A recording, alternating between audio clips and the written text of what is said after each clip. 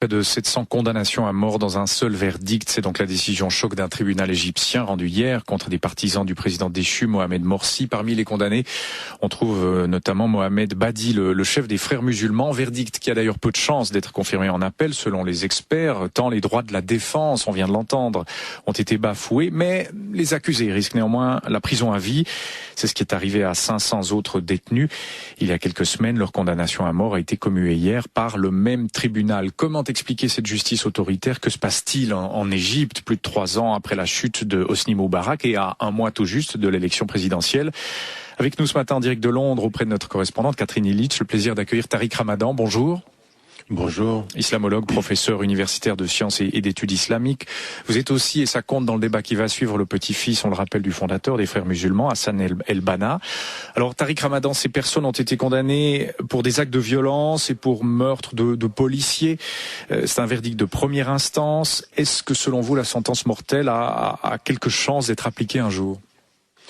Non, je pense, comme vous l'avez dit, que c'est plutôt une politique ici. On a plutôt affaire à quelque chose qui est de l'ordre de ce qu'on appelle de PR exercise, c'est-à-dire de faire en sorte, en l'occurrence, d'avoir un impact médiatique, le choc, ce que vous avez dit, une décision choc, qui est en fait une stratégie à mon sens, c'est-à-dire qu'on va contre tout ordre et contre toute légalité, eh bien, déterminer des sentences de mort, et puis ensuite on va revenir en arrière. Ça va permettre deux choses. La première, de faire en sorte clairement de condamner à vie ces personnes. Elles ne ressortiront pas de prison sans doute. Et puis la deuxième des choses, c'est effectivement une politique du pire pour que l'attention se porte sur ceci, qu'on ait des réactions américaines ou autres, mais en revenant un peu en arrière, de permettre une autre politique qui est celle-ci beaucoup plus grave, qui est l'emprisonnement, qui est l'empêchement de la liberté d'expression. Donc choqué par le pire pour normaliser la dictature en fait au quotidien. Alors, ce qui était étonnant peut-être, c'est que la popularité du maréchal Al-Sisi est extrêmement élevée. Certains observateurs témoignent d'une opinion publique qui approuve cette répression anti-islamiste ou qui est au moins indifférente à leur sort. Comment l'expliquez-vous, Tariq Ramadan? Je pense effectivement, ça c'est une réalité. Maintenant, je ne sais pas si le pourcentage est aussi important que ce que dit l'armée ou de ce que laissent entendre les analystes sur ce que l'on a. C'est vrai qu'il y a une indifférence, et puis c'est vrai aussi que l'année où les frères musulmans ont été aux affaires a été une année extrêmement difficile. Les coupures d'électricité, la mauvaise gestion, le non-accès au pétrole et autres, et aux stations de service, c'était le quotidien. Ça a été extrêmement difficile. Et puis il faut qu'on se rende compte aujourd'hui, c'est que depuis pratiquement les semaines qui ont précédé le coup d'État, et puis depuis, on a tous les jours une propagande absolument folle par des réseaux de télévision. Il faut savoir que Internet, c'est 4% de la population qui y a accès. Ils ont beaucoup plus accès aux télévisions et aux chaînes publiques et privées. Il y a beaucoup de gens qui sont richissimes, qui ont mis leur argent. On a affaire à une propagande qui dit et qui répète que les frères musulmans, ce sont des terroristes qui seraient responsables de tout, en l'occurrence. Et donc ça fonctionne, sans compter le fait qu'il s'est présenté comme un sauveur. Donc c'est assez inquiétant, en fait, de voir comment une opinion publique peut finalement soutenir un homme qui est un véritable dictateur. On rappelle que Mohamed Morsi a été le seul président jamais élu démocratiquement en Égypte. Où sont ceux qui l'ont élu, Tariq Ramadan? Je pense qu'il y a eu, en l'occurrence, beaucoup de déceptions dans la façon dont les choses ont été faites. Ensuite, c'est une partie de la population qui n'est pas entendue. Il faut vraiment aussi qu'en termes médiatiques, dans la façon dont on parle de l'Égypte, on sorte de ce que veut présenter l'armée, à savoir en disant tous ceux qui sont contre nous ne sont que frères musulmans. Ça, c'est pas vrai. Il y a aussi dans le verdict, dont on n'a pas parlé, à côté de ce qui a été la peine de mort pour ceux qui étaient sur qui manifestaient, eh bien, il y a le mouvement du 6 avril qui a été interdit. Certains d'entre ces jeunes qui étaient des cyberdissidents sont en prison. Il faut quand même qu'on se rende compte qu'on touche à tous ceux ici qui sont contre l'armée ou qui sont contre le coup d'État. Et donc là, il y a une situation où on a fait silence sur toutes ces voix-là et on est en train de nous présenter une situation qui est très polarisée. Encore une fois, même si ce ne sont que des frères musulmans, on ne peut pas justifier la peine de mort, puisqu'en plus ils sont connus en Égypte depuis 80 ans. On sait qu'ils n'ont... On peut être critique. Moi, j'ai été critique par rapport à la gestion des affaires. Je l'ai été critique avant, je l'ai été critique pendant, mais on ne peut pas justifier jamais l'arrêt d'un processus et cette répression avec 23 000 personnes, 23 000 prisonniers d'opinion politique. Mais à côté de ceci, il faut aussi le dire, il y a tout un silence qui est fait sur toute cette jeunesse, tous ces mouvements qui étaient alternatifs, qui demandaient justice, dignité, et on leur a fait comprendre récemment, tout ce mouvement que vous avez mis en branle, qui était un mouvement de libération de l'Égypte, et bien maintenant, tout ça est remis totalement en cause, et ils sont aujourd'hui interdits, voire en prison. Oui, alors Tariq Ramadan, ce que vous êtes en train de nous dire, c'est qu'on assiste à une contre-révolution qui est en train de détruire les acquis du printemps arabe. Et on peut parler d'échec de ces révolutions-là. Oui, sauf que moi, vous savez, j'avais écrit à l'époque en disant « Soyons très très très prudents ». Je ne voyais pas ce qui se passait en Égypte comme une révolution et j'écrivais déjà en 2011 que l'État restait sous la main de l'armée. J'en avais pour preuve des informations qui venaient même du gouvernement suisse, qui était venu même, vous savez, un débat en 2011 avec Guénaud, le conseiller de Sarkozy. Il me disait, mais il n'y a pas de coup de... Oui, il me disait, il n'y a pas de révolution en Égypte, c'est un coup d'État militaire. Et moi-même, je ne suis jamais rentré en Égypte après ce qui s'est passé en 2011, parce que je critiquais l'armée, et pour moi, il tenait le gouvernement. Et on l'a su par la suite, ce qu'on appelle de deep state, c'est-à-dire l'État profond qui tenait les choses derrière, continuait à gérer les affaires. Il faut savoir que quand on parle d'armée en Égypte, on parle de 30 à 40% du secteur économique sous leur autorité. C'est de ça dont on parle. Et que là, on a écarté Moubarak et sa famille. Le fils Moubarak, Gamal Moubarak, était en train de commencer à traiter beaucoup avec la Chine. Tout ceci est remis en cause et l'armée s'est repositionnée avec quelqu'un dont on devrait regarder la biographie parce que Sisi n'est pas nouveau. Il est impliqué dans les affaires depuis 2007-2008 et de ce point de vue-là, il faut se rendre compte aussi qu'il y a toute la gestion régionale. On n'en parle pas maintenant parce qu'on regarde que l'Égypte, mais il faut savoir que ceux qui soutiennent ce coup d'État avec force, ce sont les Saoudiens qui mettent de l'argent et qui soutiennent l'armée. Et à côté de ceci, les relations entre Sisi et le gouvernement israélien sont connues également depuis longtemps. C'est le New York Times qui le révélait il y a encore 7 mois, 8 mois. Et donc, en l'occurrence, il faut se rendre compte que la situation en Égypte n'est pas isolée du contexte régional de déstabilisation et de reprise en main de ce nouveau Moyen-Orient, malheureusement déstabilisé politiquement, sous perfusion économiquement, et puis avec de nouveaux enjeux stratégiques. Oui, et Sisi, dont vous dites qu'il n'est pas totalement éloigné d'Israël, il est aussi décrit sur place comme un musulman pratiquant, conservateur, très apprécié pour ça. Il réalise un peu, on essaie d'analyser les choses ensemble, il réalise un peu la synthèse entre le côté militaire et le côté religieux. Vu sous cet angle-là, Tariq Ramadan, il pourrait être l'homme de la situation aussi.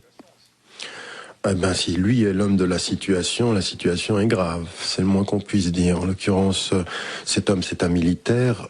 Maintenant, il a été soutenu et il soutient les salafis. On dit de sa femme qu'elle porte le niqab, c'est-à-dire qu'elle se voile la face, en l'occurrence, et qu'il serait très porté par ceci. Il faut savoir aussi que son oncle était des frères musulmans en l'occurrence, mais aujourd'hui ça ne peut pas être l'homme de la situation parce que la situation en Égypte ne peut pas être celle qui sera la mise en sandwich entre les militaires d'un côté et le littéralisme de l'autre. Ça, c'est pas l'avenir, ça ne peut pas être l'avenir. Aujourd'hui, ce qu'il faut, c'est qu'il y ait un véritable mouvement, une troisième voie de gens qui cessent cette polarisation entre les laïcs et les islamistes des frères musulmans et qui ouvrent quelque chose d'autre pour permettre à l'Égypte de sortir de l'ornière. C'est pas demain la veille, puisque le processus va être extrêmement long et tout ce qu'on est en train de voir, dont vous avez parlé tout à l'heure, à savoir les condamnations à mort, les emprisonnements. Encore une fois, il faut le dire, on est aujourd'hui à près de 25 000 personnes qui sont en prison pour des délits d'opinion politique.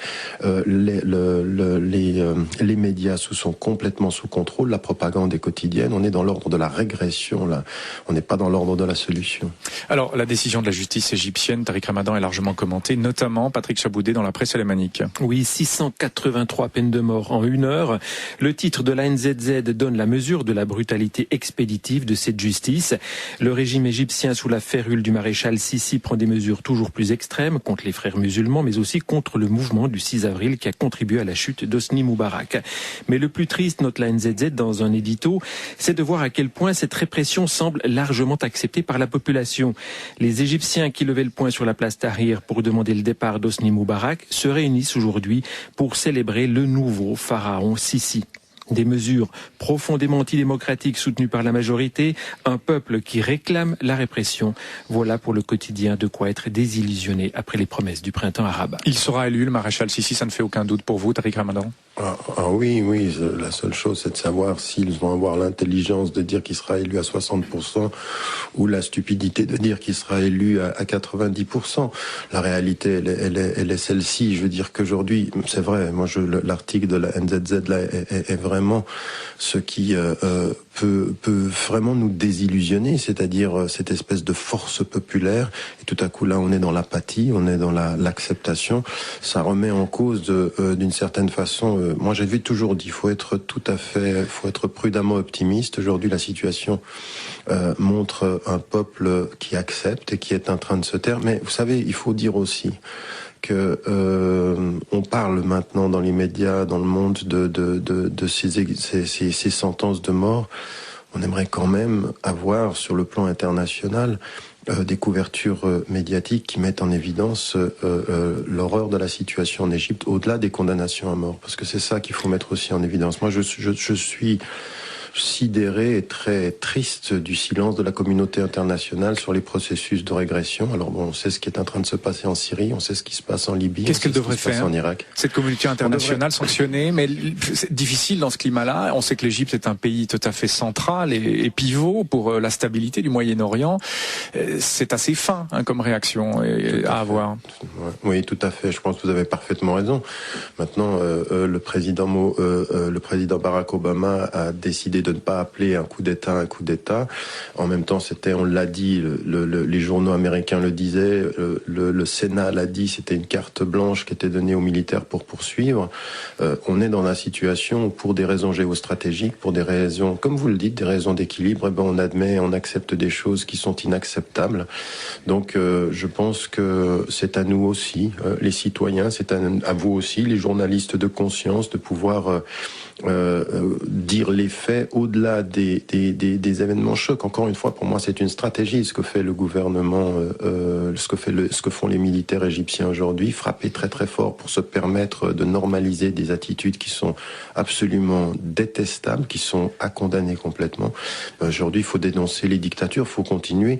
Il faut qu'on ait au moins une chose, qu'on comprenne au moins une chose et qu'on tire une leçon d'une chose. C'est-à-dire que le silence qui a précédé les révoltes et les manifestations de masse en Tunisie, en Égypte et ailleurs, qui a fait que pendant des années on a soutenu la dictature en Égypte ou en Tunisie ou ailleurs, il faut au moins qu'on tire la leçon qu'on ne peut pas continuer à soutenir ces régimes-là, au moins ça, et on a l'impression de revenir en arrière, on a l'impression de nouveau d'un silence comme ceci qui est absolument inacceptable. Au moment où je vous dis tout ceci, on a dans le monde, le nouveau Moyen-Orient est un Moyen-Orient déstabilisé, divisé, et qui n'est plus maître de son destin d'une certaine façon. Tariq Ramadan, une dernière question sur l'Égypte, stricto sensu. Quel est le risque terroriste évoqué par certains? Est-ce que les frères musulmans pourraient être tentés par un recours à la violence? C'était le scénario algérien des années 90, 92, les élections, on avait vu les GIA, etc. Est-ce qu'il faut craindre ça pour l'Égypte? Je pense pas et c'est pour ça aussi que la volonté de taper fort. Je pense que le gouvernement a besoin qu'il y ait des manifestations de terrorisme, qu'il y ait des groupements qui le fassent. Je pense pas que les frères musulmans vont verser dans ceci, mais il y a un risque de voir des personnes isolées. Ce qu'il faut savoir aussi, c'est que le leadership musulman, le premier rang, le deuxième rang, le troisième rang, ils sont tous en prison. Donc là maintenant, on laisse ce qu'on a fait d'ailleurs en Algérie. Là, vous avez la comparaison est bonne.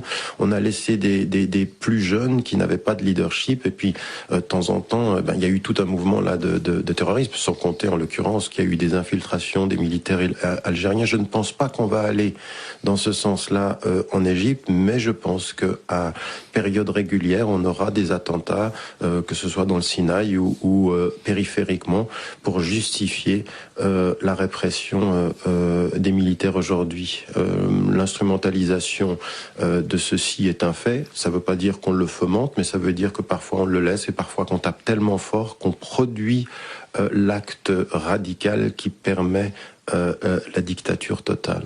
Tariq Ramadan, vous êtes avec nous jusqu'à 8h, voilà, pour l'Égypte. Les élections ont lieu dans un mois. On va prendre 2-3 sujets issus de la presse. D'abord celui-là, après le sujet de la NZZ sur les élections présidentielles. Un autre sujet qui concerne le terrorisme. Faut-il légaliser les écoutes en Suisse pour mieux traquer les terroristes? Georges Pop, question posée ce matin par 24 heures et par la Tribune de Genève. Le tribunal pénal fédéral juge depuis hier 2 membres présumés d'Al-Qaïda, 2 Kurdes installés à Bâle. C'est une première en Suisse. Ils sont accusés d'avoir répandu des idées salafistes et djihadistes. Mais la question des preuves pose un problème, un gros problème au procureur. Comme les renseignements suisses n'ont pas le droit de mettre quelqu'un sur écoute, eh bien, ils ont dû faire appel à des services étrangers, preuves qui ne sont pas présentées au procès pour cause de protection des sources. Du coup, comme le titre la Tribune, les terroristes présumés rient du manque de preuves. La défense parle elle aussi de manque de preuves. La bonne humeur du principal accusé est assez déconcertante, disent les 2 journaux. La nouvelle loi suisse sur les renseignements avance péniblement au Parlement. Le verdict, lui, est attendu à la fin de la semaine. Peut-être de Londres, avez-vous suivi ce procès, Tariq Ramadan? Vous êtes suisse. Est-ce qu'il faut légaliser les écoutes en Suisse? Écoutez, de toute façon, est naïf celui qui pense, en tant que citoyen suisse, qu'il n'y a pas d'écoute en Suisse. Bien sûr qu'il y en a. Maintenant, il faut, de ce point de vue-là, que la règle soit extrêmement claire, que quand il y ait des éléments probants, quand il y ait déjà des soupçons qui soient extrêmement forts, on puisse suivre et écouter une personne. Ça paraît normal en termes de sécurité. Le problème que l'on a aujourd'hui est toujours le suivant, c'est-à-dire qu'on passe de la légitimité de l'écoute à l'écoute de n'importe qui et de n'importe quoi, puis en plus d'en arriver à des situations où la potentialité que quelqu'un passe d'un site internet qu'il visite à l'acte terroriste permet tout et n'importe quoi. Aujourd'hui, il faut une législation, qu'elle soit ferme, et quand on a un soupçon qui est légitime, il est normal qu'on puisse écouter et assurer la sécurité. La mosquée Mesquite de Bâle doit être rénovée. Patrick Chaboudet, les autorités bâloises ne veulent pas participer au financement des travaux. Oui, depuis plus de 40 ans, la mosquée est utilisée par les fidèles musulmans à Bâle, mais elle doit être fermée pendant les rénovations. Et la communauté musulmane attendait un soutien des autorités bâloises, soutien financier pour rénover le bâtiment, soutien aussi pour avoir un autre lieu de prière pendant les travaux. Et ces autorités n'entrent pas en matière, nous dit la Basler Zeitung. Une solution d'urgence a été avancée par un prêtre catholique. Uli Beck a proposé d'ouvrir son église Saint-Joseph pour la prière des musulmans. Alors, les catholiques au service et au secours des musulmans, les autorités bâloises qui ne veulent pas financer la rénovation de cette mosquée, est-ce à elles vraiment d'avancer l'argent, Tariq Ramadan? Écoutez, d'abord, il faut saluer cette belle histoire, en l'occurrence de ce prêtre qui ouvre ses portes et qui veut essayer de trouver des solutions de pacification. Écoutez, ce qu'il faut, c'est suivre un tout petit peu les règles qui sont communes à tous. Si aujourd'hui, à Bâle et dans le canton de Bâle, le gouvernement local, l'autorité locale est déjà intervenu pour d'autres lieux de culte, que ce soit des synagogues ou des églises, et qu'il y a eu un financement et une aide, il est normal que l'on traite tout le monde de façon égalitaire. Si par le texte de la loi ceci est interdit et que ça ne s'est jamais fait, en l'occurrence, il est normal qu'on traite les musulmans de la même façon et que ça ne se fasse pas. Ce qu'il faut qu'on comprenne aujourd'hui, c'est que l'islam, avec des citoyens suisses de confession musulmane, c'est aussi une religion suisse et qu'il faut qu'on la traite de façon égalitaire. Le problème aujourd'hui, c'est que c'est une perception tellement négative qu'on se permet avec une religion ce qu'on se permet pas avec d'autres, on donne à certains ce qu'on ne donne pas à d'autres. Égalité dans le traitement. Donc si ça s'est déjà fait et que la loi le permet, eh bien pourquoi pas.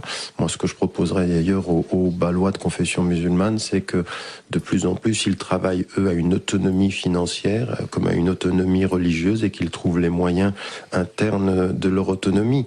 Mais encore une fois, traitement égalitaire, c'est de cela dont on parle. C'est pas de savoir si on peut le faire avec les musulmans. Il faut simplement le savoir si on peut le faire avec les citoyens suisses de quelque confession qu'ils soient.